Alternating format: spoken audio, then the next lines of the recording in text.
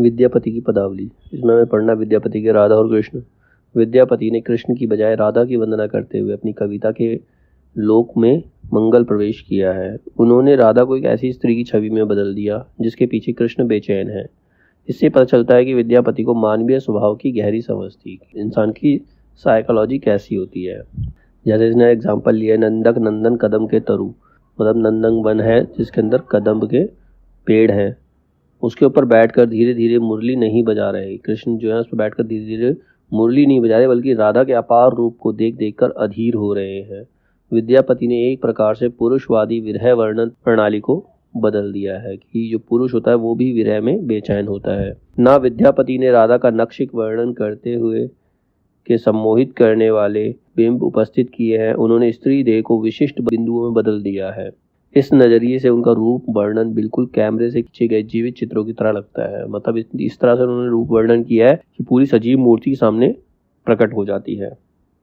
उसमें कोई कुठा का भाव नहीं है, ना कोई दुराव छिपाव है। वह राधा को जीवंत स्त्री बना देते हैं। उनका वर्णन कई जगह पर शास्त्रीय मर्यादाओं को तोड़ता है। मतलब शास्त्रीय मर्यादा मतलब स्त्री के बारे में कुछ मर्यादाएं होती है तो उससे भी हटकर, उससे भी अलग उन्होंने वर्णन किया है और सीमा का स्पर्श करने लगता है जहाँ कविता निजी हो जाती है, पर्सनल हो जाती है। कृष्ण के प्रेम का वर्णन करते हुए एक नई वर्णन प्रणाली संभव करते हैं जहाँ शायद पहली बार कविता में पुरुष रूप सौंदर्य प्रस्तावित किया गया है। मतलब नारी के रूप सौंदर्य वर्णन तो सबने किया है, इन्होंने पुरुष रूप सौंदर्य को प्रस्तावित किया है। विद्यापति कृष्ण को श्रृंगार रस का आलंबन साबित करते हुए सत्पुरुष के रूप में प्रतिष्ठित करते हैं, अर्थात संपूर्ण पुरुष जिनकी बांसुरी की धीमी आवाज पर राधा बेचैन हो जाती है। मतलब ऐसे पुरुष जिनकी मुरली की आवाज से ही राधा बेचैन होती है। विद्यापति के सामने कविताएं की दो धारा थी, एक प्राचीन मैथिली की और दूसरी उत्तरकालीन अवहट, दो धाराएं थी। विद्यापति ने दोनों प्रकार की भाषाओं को मिलाकर एक नई शैली की उद्भावना की। आश्रयदाताओं की प्रशंसा के बावजूद मैथिल कोकिल ने लोक अनुभूति के मर्म से अपनी कविता को रचा। मतलब आश्रयवादी जो भी आश्रयदाता थे, उनके जो भी राजा, उनका तो उनकी प्रशंसा तो उन्होंने की, लेकिन उन्होंने अपनी कविता को भी अलग से लिखा जिसमें उन्होंने राधा और कृष्ण के प्रेम को लिखा। मिथिला का कोई पर्व, त्योहार, विवाह और अन्य लोकोत्सव मैथिल कोकिल के गीत के बिना अधूरा माना जाता है। लोक संवेदना में इतने गहरे स्तर तक हिंदी में किसी दूसरे कवि की पैठ नहीं मिलती। तो इतने गहरे तक कोई भी हिंदी कवि इतनी गहराई से किसी चीज़ का वर्णन किसी ने नहीं किया। इस अर्थ में डॉक्टर रामविलास शर्मा ने उन्हें मध्यकालीन नव जागरण का अग्रदूत माना है। जो मध्यकाल का समय चल रहा था उस समय का अग्रदूत, आगे आने वाले कवियों के लिए वो प्रेरणा बने। विद्यापति के श्रृंगार वर्णन की बहुत बड़ी विशेषता है कि उन्होंने अपने श्रृंगार वर्णन को सामंती श्रृंगार के सौंदर्य के उपभोग पक्ष से अलग रखा है। जो पुराने कवि किया करते थे कि वो जो सामंत हुआ करते थे उनकी प्रशंसा करते थे, उनके अनुसार ही श्रृंगार सौंदर्य का वर्णन किया करते थे, लेकिन विद्यापति ने ऐसा नहीं किया। उनके श्रृंगारिक मनोभाव में लोक जीवन की सहजता है। मतलब जो सोसाइटी है उसका असर दिखाई पड़ता है कि सोसाइटी में किस प्रकार के लोग रहते हैं। उनके काव्य में किशोर और किशोरियों के प्रेम का सहज आकर्षण है, नव यौवन की चंचलता है और भावों में उहापोह है। वह संधि के प्रकरण में विद्यापति अद्वितीय है। नव यौवन में किन मनस्थितियों का विकास होता है, विद्यापति ने उसका मनोवैज्ञानिक दृष्टि से अध्ययन किया था। इन मनस्थितियों के बीच जो प्रतिक्रिया होती है उसका विषाद वर्णन विद्यापति के साहित्य में मिलता है। मतलब जो नवयुवक होते हैं, नवयुवतियां होती हैं, उनके मन में किस प्रकार की सोच आती है, किस प्रकार की सोच जन्म लेती है, उसी मनोवैज्ञानिक दृष्टि को उन्होंने इसका अध्ययन किया कि किस तरह से जो जवान बच्चे सोचते हैं और उसी के अनुसार उन्होंने अपने साहित्य में लिखा। विद्यापति के नायक और नायिका में बेचैनी होती है, उनका मनोभाव अशांत है क्योंकि वो विरह में तो अशांत रहते हैं, एक दूसरे के लिए तड़पते हैं। उनमें भावों की तरलता है और प्रिय से मिलने की आकांक्षा है। जब दूर है तो यही सोचते हैं कि अपने प्रिय से कब मिलेंगे। प्रेमानुभूति, यौवन और सौंदर्य के अतिरिक्त विद्यापति में सामान्य जीवन का चित्रण भी मिलता है। इनके कई पदों में मिथिला के गरीब लोगों का चित्र सामने आता है जो अपनी हीन वित्तीय स्थिति के कारण, मतलब लो फाइनेंशियल कंडीशन के कारण अपनी आवश्यकताओं की भी पूर्ति नहीं कर पाते, अपनी बेसिक नीड भी पूरी नहीं कर पाते हैं। प्रोषित पति का नायिका अपनी हीन वित्तीय स्थिति के कारण पथिक को विभिन्न भाव भंगिमा के द्वारा अपनी ओर आकृष्ट करने की चेष्टा करती है। मतलब एक ऐसी नायिका जो बहुत ज़्यादा गरीब है लेकिन फिर भी किसी पुरुष को अपनी तरफ अट्रैक्ट करने की वो कोशिश कर रही है। मिथिला में विद्यापति ने जिस तान को छेड़ा उसका प्रभाव मिथिला में ही सीमित न होकर असम, बंगाल, उड़ीसा तक जा पहुंचा। वस्तुतः मिथिला पूर्वी संस्कृति का केंद्र था। मिथिला में पूर्वी संस्कृति में थी। मिथिला में नीति काव्य दर्शन की दो धाराएं हैं। दो धाराएं एक साथ प्रवाहित हो रही थी। विद्यापति का संबंध इन दोनों धाराओं से था। पूरब के लोग मिथिला में पढ़ने लिखने का कार्य करने आते थे, जबकि वे अपने प्रदेश लौटते थे तो मिथिला के गीत और भजन भी ले जाते थे। और ईस्ट से लोग आते थे और वो अपनी काम करने के लिए आते थे, लेकिन यहाँ के गीत और कविताओं को वो याद करके या सुन करके अपने मन में बसाकर चले जाते थे। मैथिल कोकिल की लयात्मक चेतना और गीतात्मक संवेदना से संपूर्ण पूर्वी भारत आनंदित हो उठा। नंदन कदम तरु तरे, धीरे धीरे मुरी बजाए, समय संकेत निकेतन वैसल, बेरी बेरी बोली पठाओ। मतलब कृष्ण के बारे में इन्होंने यहाँ कहा। अब काव्य शैली को रोचक एवं प्रभावशाली बनाने के लिए इन्होंने परंपरागत उपमानों एवं अलंकारों का प्रयोग प्राय किया है। परंपरागत मतलब जो पुराने समय से चले आ रहे थे, पुराने एग्जाम्पल्स अलंकारों का प्रयोग इन्होंने किया, तथा इनके अधिकांश उपमान परंपरागत ही हैं, किंतु उनका प्रयोग बड़ी कुशलता से किया गया। पुराने हैं लेकिन उन्होंने बहुत अच्छे से उनका इस्तेमाल किया है। इनके उपमानों में भ्रमर, भंवरा, मालती, कनकलता, वलरी, सर्पिणी, कोवा, कोकिल आदि प्राकृतिक उपादानों का प्रयोग विशेष रूप से मिलता है, तो इन सबको एग्जाम्पल के रूप में इस्तेमाल करते हैं। मैथिली गीत परंपरा का क्षेत्र मिथिला तक ही सीमित नहीं रहा। 14वीं शताब्दी में यानी कि 14th सेंचुरी में मिथिला विद्या का केंद्र था। वहाँ पर एजुकेशन का सेंटर माना जाता था, तथा बंगाल, उड़ीसा आदि अन्य प्रांतों के विद्यार्थी यहाँ विद्या अध्ययन करने के लिए आते थे, पढ़ने के लिए यहाँ पर आया करते थे, जिससे उनके द्वारा इन गीतों का प्रचार समीपवर्ती प्रांतों में भी हो गया। मतलब जब वो मिथिला आगे पढ़ते थे तो यहाँ के गीत वगैरह सुनते थे, जब अपने क्षेत्रों में वापस जाते थे तो वहाँ पर उनका प्रचार होता था। बंगाल के प्रसिद्ध कवि चंडीदार ने विद्यापति की ही शैली का अनुगमन करते हुए कृष्ण कीर्तन काव्य लिखा। दूसरी ओर चैतन्य देव के द्वारा विद्यापति के पदों का प्रचार समस्त उत्तर पूर्वी भारत में हो गया। चैतन्य देव के कुछ अनुयायी ब्रज प्रदेश में भी रहने लग गए, जिससे विद्यापति की परंपरा ब्रज भाषा में पहुंची। पुष्टि मार्ग के तथा अन्य कृष्ण भक्त कवियों ने विद्यापति की परंपरा भक्ति रस का मिश्रण करके उसे नया जीवन, नई शक्ति प्रदान की। विद्यापति के पश्चात शताधिक कवियों ने, 100 से अधिक कवियों ने मैथिली भाषा में गीति रचना करके उनकी परंपरा को आगे बढ़ाया है। इन कवियों में जो मेन है वो हैं गज सिंह चंद्रकला, दशावधान ठाकुर, कवि शेखर, भीष्म कवि, लोचन, गोविंद दास, भूपति चंद्र, भंजन प्रभुति। इन सब का नाम उल्लेखनीय है। उनका जीवन काल 16वीं 17वीं सदी के मध्य पड़ता है, यानी कि 16th और 17th सेंचुरी के बीच में उनका जीवन काल था। इनके अंतर भी यह परंपरा 19वीं सदी के अंत तक प्रचलित रही। फिर भी उनकी जो परंपरा है वो 19th सेंचुरी तक चलती रही। डॉक्टर जयकांत मिश्र ने अपने शोध प्रबंध हिस्ट्री ऑफ मैथिली लिटरेचर, उन्होंने एक ग्रंथ लिखा था जिसका नाम था हिस्ट्री ऑफ मैथिली लिटरेचर, इस परंपरा के सनाधिक कवियों का परिचय प्रस्तुत किया, जिससे इनकी महत्ता का बोध होता है। इन कवियों की रचनाएं राग तरंगिणी, श्रृंगार भजन, गीतावली, भाषा गीत आदि में संकलित है। सूरदास और उनके रीतिकालीन कवियों पर विद्यापति का गहरा संबंध भी है। अब है विद्यापति की भक्ति भावना। उनकी भक्ति भावना कैसी थी? ईश्वर या अपने इष्ट देव का नाम स्मरण ही भक्ति है। जब अपने इष्ट देव का नाम स्मरण करते हैं, उनको याद करते हैं, तो वही भक्ति कहलाती है। इस दृष्टि से देखा जाए तो विद्यापति का साहित्य, विशेषकर संस्कृत भाषा में रचित भू परिक्रमा, शैव सर स्वासार, गंगा वाक्यावली, दुर्गा भक्ति तरंगिनी आदि उनकी भक्ति भावना को ही दर्शाते हैं। जो इन्होंने रचनाएं की हैं, 3 रचनाएं की हैं, इसमें उनकी भक्ति भावना नजर आती है। फिर भी अधिकांश विद्वानों ने उन्हें केवल श्रृंगारी कवि माना है, परंतु इस संबंध में यह भी ध्यान रखना होगा कि ऐसे विद्वानों ने उनकी पदावली को ही आधार मानकर उन्हें श्रृंगारी कवि घोषित किया है। मतलब सिर्फ उन्होंने पदावली पढ़ी और रचनाएं नहीं पढ़ी, इसीलिए उनको श्रृंगारी कवि घोषित कर दिया। विद्यापति की भक्ति भावना को मुख्यतः निम्नलिखित शीर्षकों के अंतर्गत बांटा जा सकता है। उनकी भक्ति भावना को कैसे बांट सकते हैं? पहला है आराध्य शिव एवं देवी देवताओं की उपासना। उनके आराध्य जो है वो शिव जी हैं और अन्य देवी देवताओं की उपासना भी वो करते हैं। सेकंड है दैन्य व दास्य भाव की भक्ति का पूट। थर्ड, अन्य धर्मों के आधार पर धार्मिक ग्रंथों की रचना। और चौथा है जनश्रुतियाँ। अब इन चारों को एक्सप्लेन किया उन्होंने। पहला, आराध्य शिव एवं अन्य देवी देवताओं की उपासना। विद्यापति मूलतः शिव भक्त थे। उन्होंने अपने काव्य में अनेक स्थलों पर अपने इष्ट देव शिव की उपासना की है तथा उनके प्रति अपनी श्रद्धा व अपना विश्वास प्रकट किया है।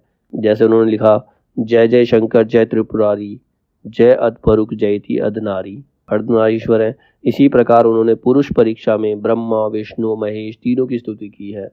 दुर्गा भक्ति तरंगनी में दुर्गा देवी की स्तुति की है, वह उनकी महिमा का यशोगान किया है। अतः यह स्पष्ट हो जाता है कि भले ही विद्यापति के काव्य में श्रृंगार वर्णन का प्राधान्य हो, श्रृंगार वर्णन ज़्यादा हो, परंतु उनके भीतर एक सहृदय भक्त भी विद्यमान है जो उन्हें बार बार भक्ति काव्य की ओर प्रेरित करता है। सेकंड क्या था? दैन्य व दास्य भाव की भक्ति का पूट। विद्यापति ने अनेक गीतों पदों में तो स्पष्ट रूप से स्वयं को एक दीनहीन असहाय भक्त के रूप में तथा कृष्ण को दयामय, दीन दयालु व भक्त वत्सल के रूप में स्वीकार कर दैन्य व दास्य भाव की भक्ति को दर्शाया है।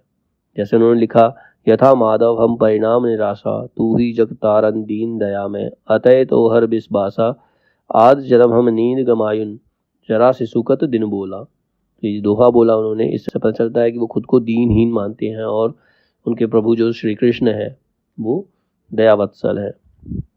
अगला था थर्ड, अन्य धर्मों के आधार पर धार्मिक ग्रंथों की रचना। विद्यापति श्रृंगारी कवि होते हुए भी मूलतः एक भक्त कवि थे।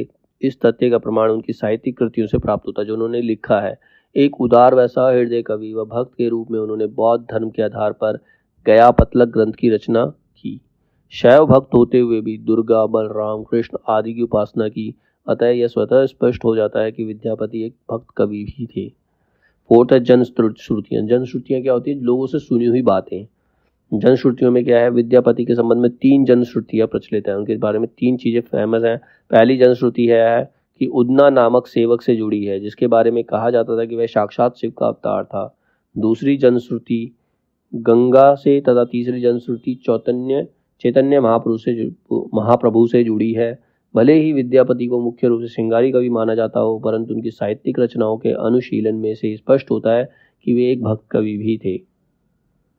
जो विद्वान उनके राधा कृष्ण के संयोग वियोग वर्णन से जुड़े पदों को केवल श्रृंगारिक दृष्टि से देखते हैं, वस्तुतः वे विद्यापति और उनके साहित्य के साथ पक्षपात करते हैं, मतलब वो सही नहीं मानते, वे पूर्वाग्रह से ग्रसित हैं।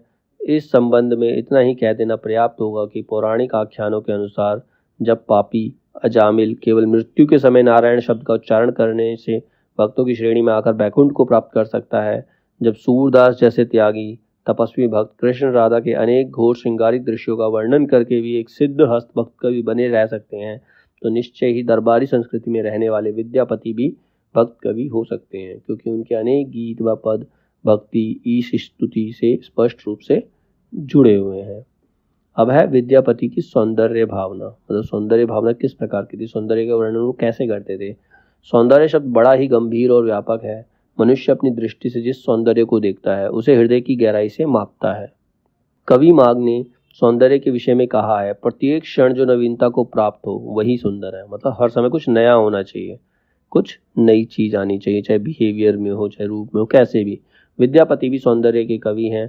उन्होंने सर्वश्रेष्ठ सौंदर्य को अपरूप रूप का कहकर पुकारा है।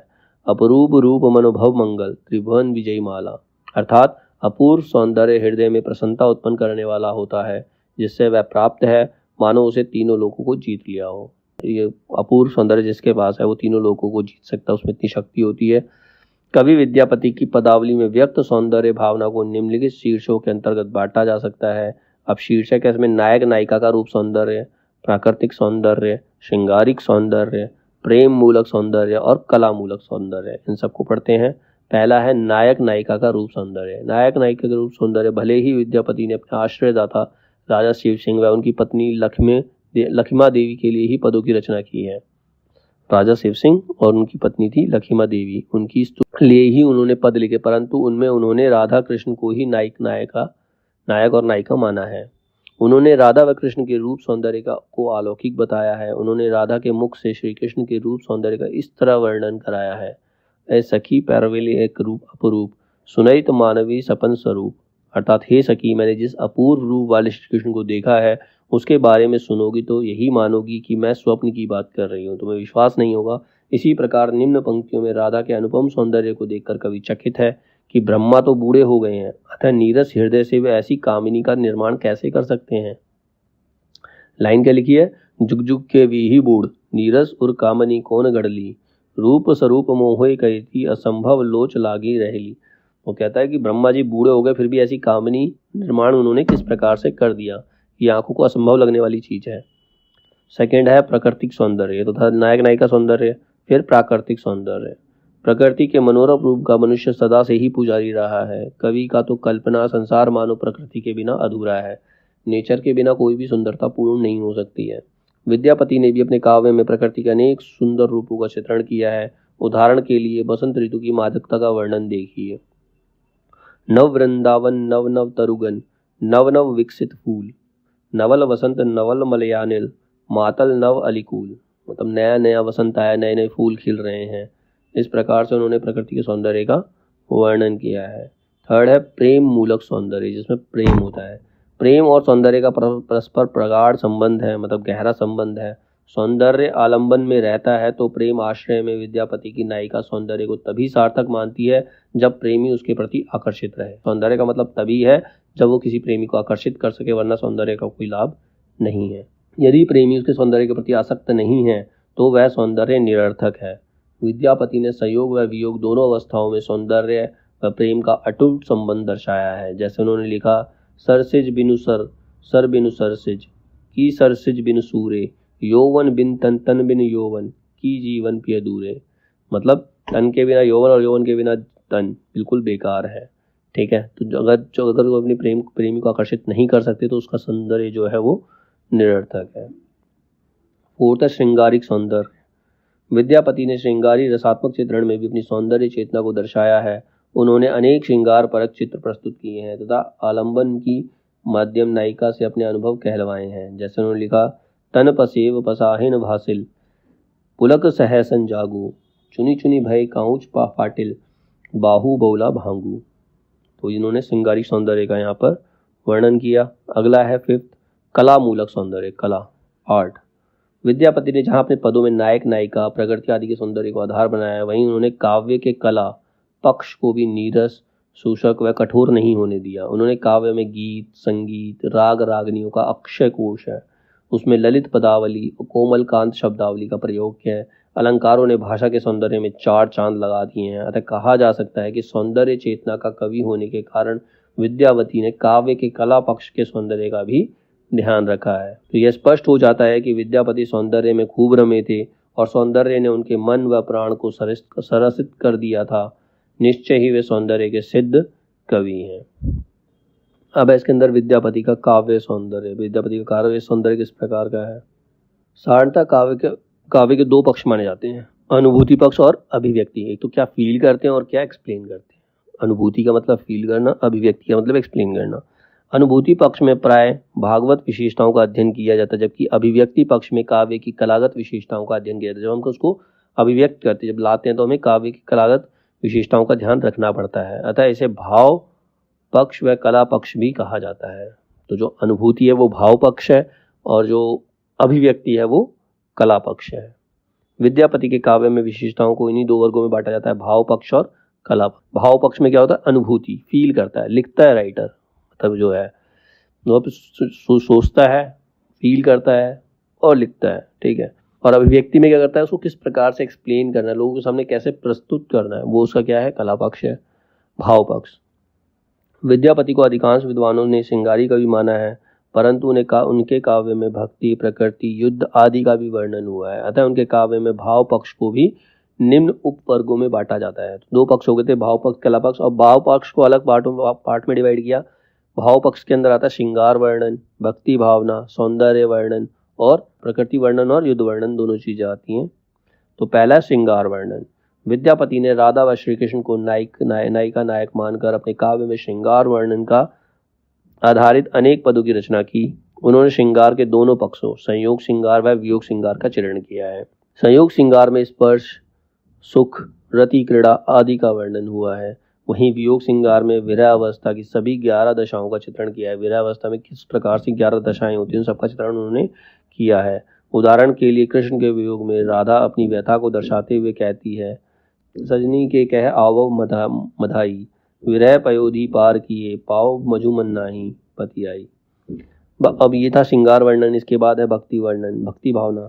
भक्ति भावना विद्यापति ने अपने काव्य में अपने इष्ट देव के प्रति अपने अनन्य प्रेम, अगाध श्रद्धा आदि को भी दर्शाया है। कहीं पर उन्होंने प्रेमा भक्ति को अपनाते हुए राधा श्री कृष्ण के रूप के वर्णन पर पद लिखे हैं, तो कहीं पर दास्य भाव की भक्ति को दर्शाया है। जैसे वो लिखते हैं, माधव हम परिणाम निराशा, तू ही जगतारन दीन दया में, अतय तो हर बिस्बासा, आद जन्म हम नींद गमायुन, जरा से सुख तुम बोला। ये उन्होंने लिखा अपनी भक्ति के बारे में। थर्ड है प्रकृति वर्णन एवं युद्ध वर्णन। विद्यापति ने अपने काव्य में प्रकृति के विविध दृश्यों का सजीव चित्रण किया है। उन्होंने वसंत को ऋतुराज कहा है। उन्होंने परंपरा अनुसार संयोग श्रृंगार में 6 ऋतु तथा वियोग श्रृंगार में 12 मासा का वर्णन किया है। उन्होंने अधिकांश स्थलों पर प्रकृति के उद्दीपन रूप का ही चित्रण किया है, जैसे सावन मास सब रसी धनवारी, पंत न सुसी निस अंधियारी, चौदसी देखी बिजुरी रहे, रे सखी कामनी जीवन संदेह। इस प्रकार उन्होंने अपने पदों में युद्ध दृश्य का वर्णन करते हुए रणभेरी का कोलाहल, शंखनाद, हाथियों की चिंगाड़, तलवारों की खनखनाहट आदि का सजीव चित्रण किया है। फोर्थ है सौंदर्य वर्णन। विद्यापति ने अपने काव्य में नायक नायिका के रूप सौंदर्य का भी व्यापक चित्रण किया है। विशेषकर नायिका राधा के रूप में सौंदर्य का वह संधि सहस्नाता नक्सिक आदि पद्धतियों के आधार पर वर्णन किया है, परंतु इसमें अधिकांश स्थलों पर अश्लीलता का पूट आ जाता है। सौंदर्य का वर्णन करते हुए वो थोड़ा सा भाषा को संभाल नहीं पाते हैं। कला पक्ष है इसके अंदर, भाव पक्ष हो गया कला पक्ष। कला पक्ष में देखा जाता है कि कवि ने अपने भावों, विचारों आदि को किस ढंग से प्रस्तुत किया है। प्राय कवि अपनी कल्पना, भाव आदि को प्रस्तुत करते समय अलंकार, भाषा, छंद, रस आदि की ओर विशेष ध्यान देता है। विद्यापति द्वारा रचित साहित्य में वैसे तो संस्कृत, अवहट, मैथिली भाषाओं का प्रयोग हुआ है, परंतु उनकी कीर्ति का आधार तब्द पदावली ही है। मतलब वो फेमस किससे हुए? पदावलियों से ही हुए। इसमें कवि ने मैथिल भाषा का प्रयोग किया है, परंतु उसमें उन्होंने तत्सम शब्दों का भी खुलकर प्रयोग किया। तत्सम जो संस्कृत से रिलेटेड होते हैं, जैसे पयोधी, लोचन, अनंग, अनल, सुर, रिपु, विरंची, भूपति आदि, ये सारे क्या है? तत्सम शब्द हैं। इसके साथ साथ उन्होंने देशज शब्द, जो देशज मतलब जो आम भाषा में इस्तेमाल होते हैं, जैसे थपैत, रटल, सताले, झामर, झटसारी आदि का प्रयोग भी किया है। उनकी काव्य भाषा लोकोक्तियों व मुहावरों से सुसज्जित है, जो पढ़ने में अच्छी लगती है। विद्यापति ने अपने काव्य में अलंकारों का विशेष प्रयोग किया है। विशेषकर नायिका के रूप यौवन पर विरह वेदना को दर्शाने के लिए उन्हें पारंपरिक उपमानों का प्रयोग किया। उन्होंने अपने काव्य में उपमा, उत्प्रेक्षा, अनुप्रास, रूपक आदि अलंकारों का अधिक प्रयोग किया है। उदाहरण के लिए उत्प्रेक्षा अलंकार का प्रयोग देखिए। अब उत्प्रेक्षा अलंकार का प्रयोग कैसे किया है? पीन पयोदर नख रख देल, कनक कुंभजनी मजहू भेल। उनके काव्य में श्रृंगार, शांत, भक्ति आदि रसों का निर्वाह हुआ है। उन्होंने अधिकांशतः अभिधात्मक भाषा का प्रयोग किया है।